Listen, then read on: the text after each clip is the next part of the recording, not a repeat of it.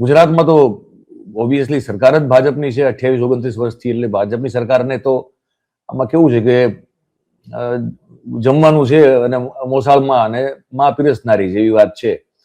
પણ કોંગ્રેસ અને આમ આદમી પાર્ટી અને પર્ટિક્યુલરલી કોંગ્રેસ એ આ મુદ્દાને લઈ અને એ મેદાનમાં પડેલી છે. મુદ્દો બહુ મહત્વનો છે.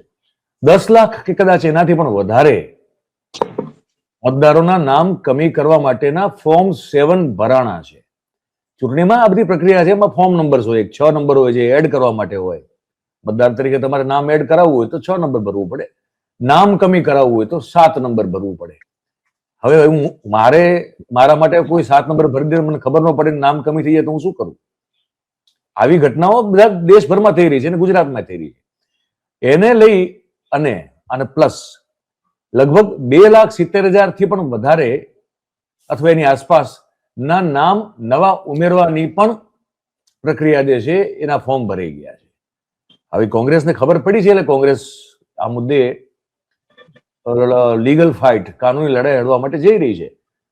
પણ આ મુદ્દે આપણે આજે ગ્યાસુદ્દીનભાઈ શેખ, દરિયાપુરના વર્ષો સુધી રહેલા ધારાસભ્ય અને બહુ જ વિચિત્ર રીતે 2022ની ચૂંટણી હારી ચૂકેલા ધારાસભ્ય,